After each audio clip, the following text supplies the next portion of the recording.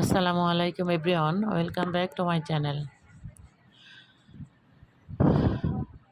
আমরা সবাই মানুষ। মানুষ মানুষের ক্ষতি করি, মানুষ মানুষকে ভালোবাসি, এটাই নিয়ম। আমরা সবাই বেশে একে অপরের উপকার করব, এটাই যেন থাকে সব সময়। আমরা মানুষ, মানুষের যে চরিত্র, বৈশিষ্ট্য, নৈতিকতা থাকা দরকার সবার মধ্যে সেটা থাকবে ইনশাল্লাহ। আমরা সেটাই আশা করি। আমরা একে অপরের সাহায্য করব, কারো ক্ষতি কখনো কেউ করব না। এটা মানুষের চরিত্র বৈশিষ্ট্য হতে পারে না। সবাই মিলেমিশে একসাথে কাজ করাই আমাদের উচিত।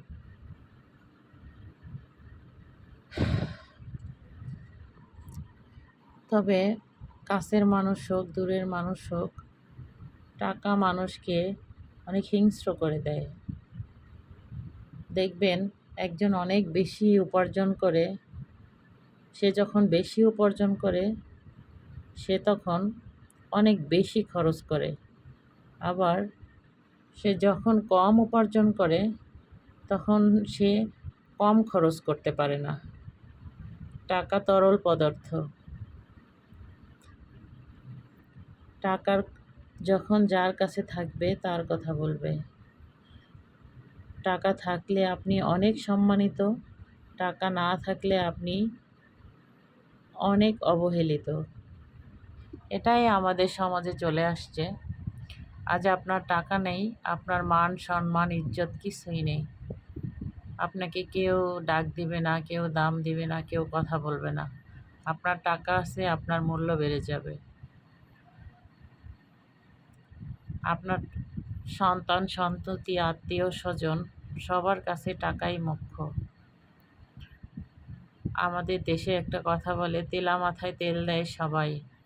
তেল না থাকলে, যার তেল নেই তাকে কেউ ডেকে জিজ্ঞাসা করে না তোমার মাথায় তেল আছে কি না। এর মানে হচ্ছে যার টাকা আছে তাকে সবাই ভালোবাসে, আদর করে। যার টাকা নেই তাকে কেউ আদর করে না, ভালোবাসে না, জিজ্ঞেস করে না। এটাই নিয়ম। আমরা সবাই সবার প্রতি সহানুভূতি দেখাবো, সবাই সবাইকে সাহায্য করব। সবচেয়ে বড় ইবাদত হচ্ছে মানুষকে খাওয়ানো, একজন ক্ষুধার্ত ব্যক্তিকে খাওয়ানো। একটা চকলেটও যদি হয়, সেটিও যদি আমি একজনকে খাওয়াতে পারি তাহলে তার জন্য অনেক সওয়াব পাওয়া যাবে। আমরা কি তাই করি?